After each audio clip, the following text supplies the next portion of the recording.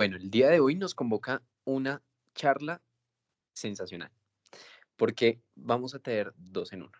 Primero, nuestra inauguración de la línea de énfasis de cuidado intensivo pediátrico y nuestra charlita sobre ECMO pediátrica. ECMO quiere decir aquella oxigenación que se realice por membrana extracorpórea. Este tema súper bacano tiene una gran complejidad a nivel de cuidado intensivo. Pero el día de hoy vamos a traer esos aspectos particulares bien desarrollados y qué mejor de la mano de Carito, ¿sí? Carolina Jiménez, ella es interna de semestre 12, actualmente nuestra líder de la línea de énfasis de cuidado intensivo pediátrico.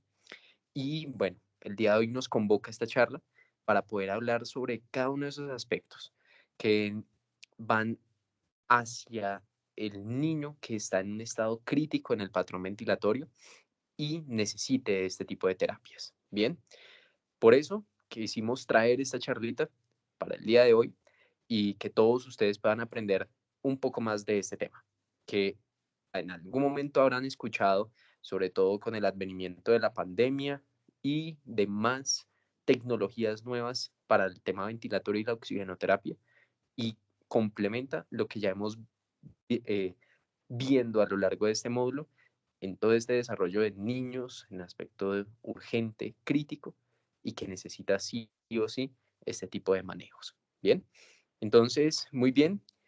Caro, cuando quieras, puedes empezar para poder llevar a cabo nuestra exposición. Y listo. Entonces, somos ahí todos espectadores. Listo, muchas gracias, Pachito, y mucho gusto a todos. Me apasiona mucho el UCI pediátrico, entonces al que le guste, pues bienvenido. Bueno, entonces vamos a empezar. Como dijo Pachito, la terapia ECMO es la terapia de oxigenación por membrana extracorpórea. Entonces, bueno, lo más importante es en qué consiste y en lo que usualmente estamos perdidos. Es una bomba, como se ve en la imagen, la bomba centrífuga que va a propulsar la sangre a través de una membrana, y esa membrana lo que hace es intercambiar gases antes de regresar al paciente. Por eso es que se le llama extracorpórea, porque lo va a hacer una máquina, y se le llama membrana porque literalmente una membrana que va a hacer la función cardíaca o pulmonar. Entonces, la terapia ECMO nos ayuda a reemplazar la función cardíaca o pulmonar de forma transitoria, usualmente de 1 a 4 semanas, dando un tiempo de descanso y por lo tanto da la posibilidad de recuperación de estos órganos. La terapia ECMO se puede utilizar en pacientes adultos, pediátricos y neonatales con falla respiratoria cardíaca graves. En este caso, pues nos vamos a concentrar en el paciente pediátrico. Bueno, siguiendo con componentes del sistema, entonces saber cómo se compone esa bomba. Lo primero son las cánulas. La instalación de las cánulas se realiza en los vasos y se realiza en la unidad de cuidados intensivos con una técnica estéril. La cánula puede ser central o periférica dependiendo del vaso en el que se inserte, y se puede realizar de manera abierta, que sería el caso del paciente que llega de salas de cirugía, que estuvo en posoperatorio de cirugía cardiovascular, o percutánea, que sería similar a la técnica que se utiliza para colocar los accesos venosos centrales. Hay muchos tipos de cánulas. Hay cánulas venosas y también hay cánulas arteriales, y hay muchas marcas. La canulación en pediatría se prefiere sobre todo en el cuello, en los pacientes que pesan menos de 10 kilos, sobre todo en la vena yugular interna y en la carótida, porque el tamaño de estos vasos es más grande en comparación con los vasos femorales, ya que como los niños aún no están caminando, pues no están desarrollados y no les va a caber la cánula. Acá están los otros componentes del sistema. Usualmente cuando uno ve la bomba, pues toda la máquina se confunde mucho de qué es todo eso y por qué se ve tan complejo. Entonces acá lo traigo separado. Primero, pues ver la bomba centrífuga del ECMO, es la que va a impulsar la sangre. Está el oxigenador o la membrana, que es la que hace la función pues cardíaca o pulmonar. Y están las partes. Entonces está conformada por la entrada de gas, que es donde va a ocurrir el intercambio de los gases. Tiene una salida arterial, una entrada venosa y una entrada y salida de agua. Va a tener un flujómetro de aire, la consola donde se van a poder programar ciertos aspectos y el intercambiador de calor, que es muy importante ya que al estar sacando toda la sangre del cuerpo, el paciente está perdiendo mucho calor y eso puede generar hipotermia. Entonces, el intercambiador de calor evita esto.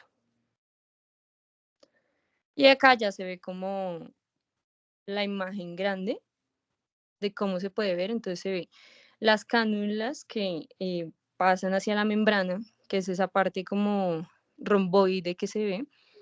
Y pues está la bomba, el calentador y su consola. Bueno, entonces ahora hablando sobre los criterios de inclusión. Los criterios de inclusión son las indicaciones y de manera general está indicada en la falla cardiológica o pulmonar y esto es pues muy importante y es de etiología recuperable. Si es irreversible, el paciente no es indicado para este tipo de terapia. Tiene que ser recuperable y sería el caso que no ha respondido al manejo convencional. Entonces, en este caso, pues sería el paciente que tiene un riesgo significativo de muerte o de secuelas funcionales en terapia convencional, que se sabe que necesita además, sería indicatorio para la terapia ECMO. También están las indicaciones médico-quirúrgicas, entonces se puede utilizar como puente para una terapia definitiva, como es el trasplante cardíaco pulmonar. Se puede utilizar como puente para la donación de órganos, en caso de situaciones médico-quirúrgicas excepcionales, como por ejemplo la cirugía de tórax. También está la falla cardíaca postcardiocirugía, que no logró salir de la circulación extracorpórea. Y pues este es un dato curioso y es que como tal, el papá de la terapia ECMO es el bypass cardíaco, entonces por eso es que se utiliza mucho de manera intraoperatoria y hay veces que los pacientes no logran salir como de esta circulación. Entonces mientras realizan el destete se puede pasar a terapia ECMO. También está la falla miocárdica recuperable por miocarditis o otras miocardiopatías infecciosas o tóxicas. Está el caso de paro cardiorrespiratorio. En alguno de estos dos casos siempre tiene que ser presenciado, o sea, sería intrahospitalario.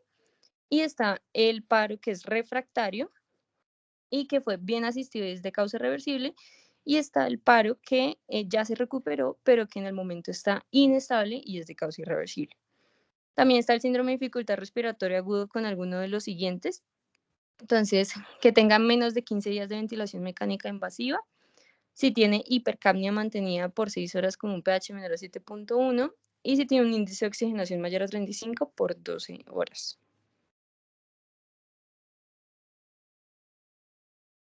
Bueno, seguimos con los criterios de exclusión. Serían como tal, pues, entre comillas, las contraindicaciones. Digo entre comillas porque pues son relativos. Siempre se tiene que evaluar en cada paciente los riesgos versus los beneficios que se obtienen. Entonces, en este caso tendríamos el daño neurológico severo o irreversible, las genopatías, excepto por la trisomía 21, la falla orgánica múltiple sin recuperación, la bordetelosis severa, el CID severo o el trastorno hemorrágico severo, la inmunosupresión severa, la falla hepática o renal terminal, hipertensión pulmonar irreversible, sea primaria o no, la hemorragia intracraneal masiva y el síndrome de dificultad respiratoria, que ya tiene más de 15 días con ventilación mecánica invasiva o que tiene parámetros ventilatorios que no son protectores y pues acá se hace la especificación que este es relativo.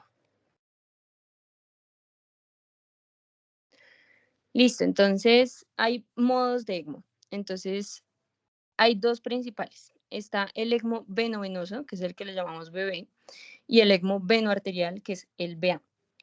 El segundo que ven ahí, el ECMO BB con cánula doble lumen, hace parte del ECMO venovenoso. Es el mismo, pero es un tipo específico que ya veremos. Entonces, empezando con el ECMO venovenoso, es usado para tratar la falla pulmonar pura. O sea, el paciente en el momento tiene la función cardíaca intacta o adecuada con o sin inótropos. Entonces, como tal, se está dando solo soporte pulmonar. Y generalmente se drena sangre de la vena femoral, como se ve acá en la imagen del lado, y se devuelve a la aurícula derecha vía yugular derecha. Y es como se ve en el paciente. En este caso es un paciente adulto, pero pues en niño sería igual. Está el ECMO bebé con cánula doble lumen, entonces tiene la misma indicación que el ECMO venovenoso. Entonces la falla cardíaca, la falla pulmonar, trata la falla pulmonar pura. Y se utiliza es una cánula con doble lumen. Entonces, sus beneficios es que tiene un acceso central menos y pues da una independencia mayor. Y permite drenar la sangre de la vena cava superior e inferior y por la misma cánula permite devolver la sangre a la aurícula derecha.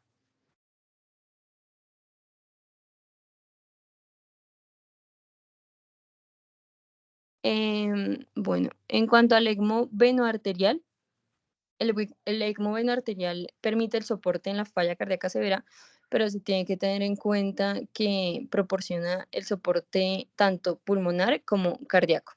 Entonces, la sangre es drenada de la aurícula derecha y puede ser por varias vías. Una de las vías es la vena yugular interna derecha. También se puede realizar por vena femoral, que es el caso de la imagen que está acá, o se puede realizar directamente de la aurícula derecha, que sería pues el modo VA central.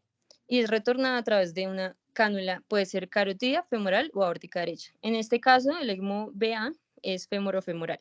Entonces viene de la vena femoral y va a la arteria femoral.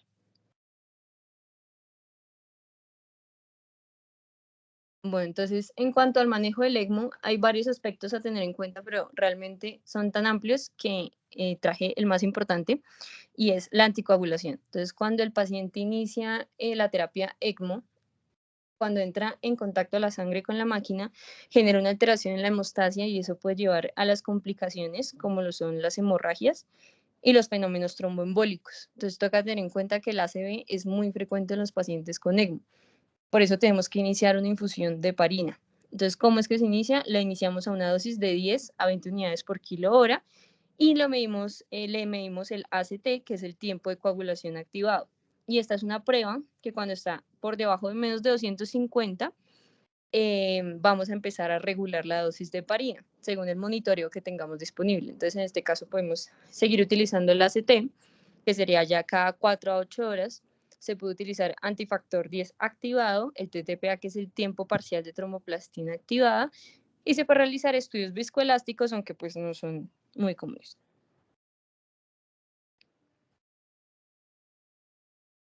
En cuanto al monitoreo del funcionamiento del ECMO, hay unas imágenes que podemos tomar. Entonces, principalmente la radiografía de tórax se va a realizar de manera diaria para evaluar la posición de las cánulas y la evolución cardiopulmonar. En caso de los lactantes menores, se puede utilizar la ecografía cerebral. También se puede solicitar ecocardiografía seriada. Y en algunos casos, precanulación, se puede tomar una tomografía cerebral para demostrar que el sistema nervioso central está intacto y no hay una contraindicación, como veíamos en los criterios pues, de exclusión. En cuanto a los exámenes de sangre, vamos a tomar gases a horario hasta que estén estables. También se toma el ACT a horario hasta estabilizar la anticoagulación y el requerimiento de heparina y luego se continúa cada 4 a 8 horas. Se deben tomar gases pre y postoxigenador diarios para revisar que la membrana esté funcionando correctamente y se va a hacer un control diario hematológico y de coagulación, incluyendo un perfil hemolítico y de función multiorgánica. Entonces siempre debemos pedir el perfil renal y hepático y también podemos solicitar otros exámenes dependiendo pues, de nuestro criterio médico, de lo que hagamos en el paciente.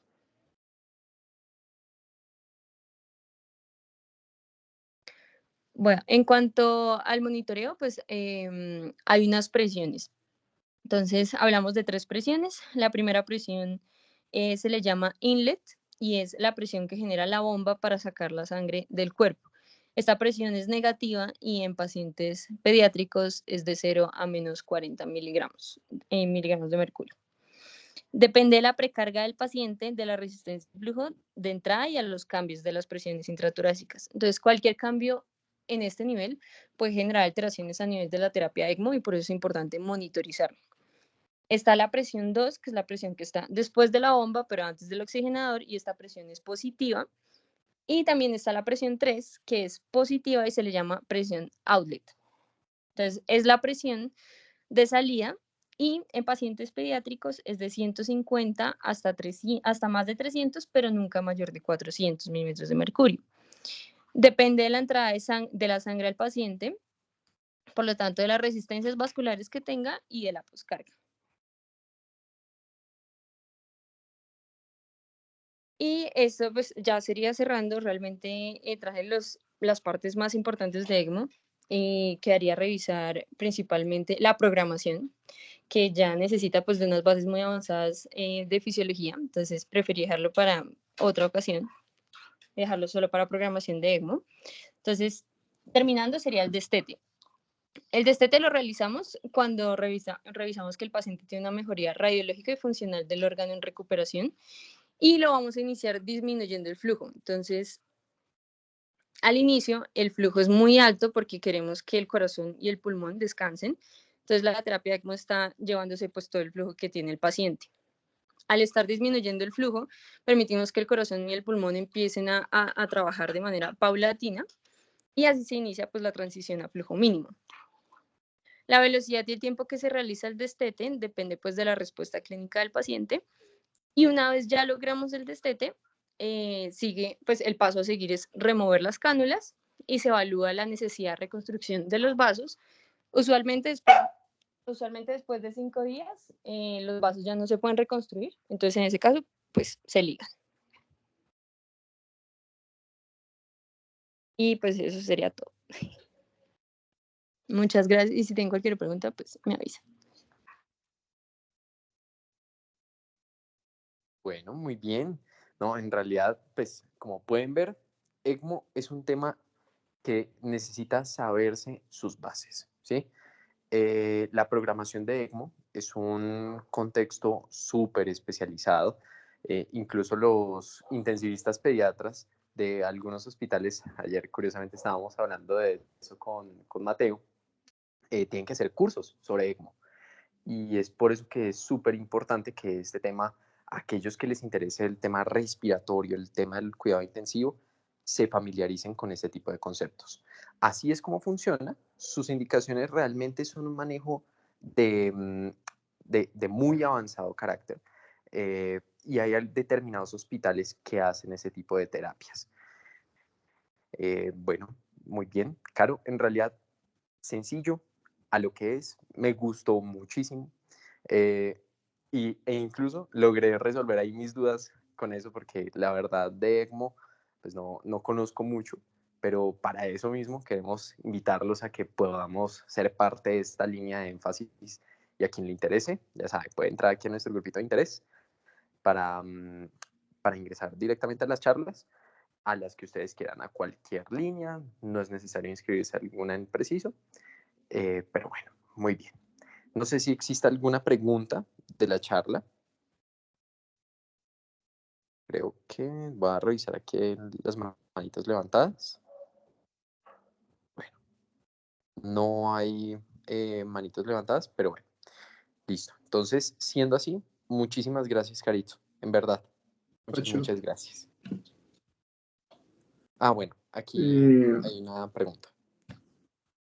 Cuéntanos, Mati. sí, yo creo que la charla fue muy al concepto general. A veces cuando uno mira estas terapias como ECMO y sí, o sea, casualmente lo hablábamos ayer, que son terapias tan complejas que incluso hay algunos lugares muy específicos en Colombia que se realizan. Sé, por ejemplo, la clínica Shayo, que es pionera en ese tema, y hace poquito incluso en la clínica de la Universidad de La Sabana estaban haciendo una terapia ECMO con invitados de la clínica Shayo. Entonces, miren la capacidad que tiene la clínica Shayo ya a nivel nacional para realizar este tipo de terapias, ¿sí? Siendo pioneros. Y conozco otras, por ejemplo, creo que en Cali la Invanaco creo que también puede realizar eso, y la Fundación pues, Cardiovascular de Colombia, ¿no? Sí. Siempre importante con este tema de UCP y de intensivos, y yo creo que también una de las intenciones con las que abrimos esta línea en el grupo de interés era mirar la fisiología básica que se puede tener, y cómo la mayoría de procesos que ocurren en UCI pediátrica y que ocurren en la mayoría de la medicina tienen lógica, ¿sí? Por ejemplo, este tema apareció porque la lógica sería realizar esos avances tecnológicos para encontrar algunas cosas que nos podrían reemplazar lo que está funcionando de forma inadecuada en el cuerpo, ¿cierto? Entonces, siempre conocer la fisiología básica para poder conocer la fisiopatología y poder incluso hacer estos avances. Que tal el día de mañana aparezcan otras cosas nuevas solamente porque descubrimos algo más dentro de la fisiología eh, o el funcionamiento normal del cuerpo. Entonces, me pareció súper bien como concepto general esto de la terapia ECMO.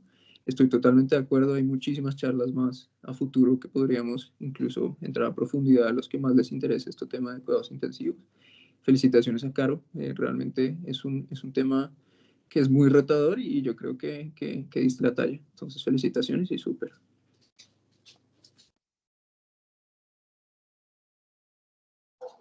Listo. Bueno, muy bien.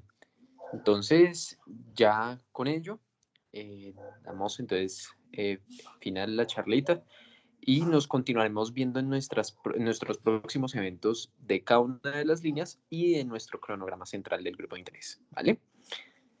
Entonces, les agradecemos mucho a todos. Que tengan feliz tarde. Muchas gracias, Carito. A ustedes, gracias. Listo. Bueno, chao, chao.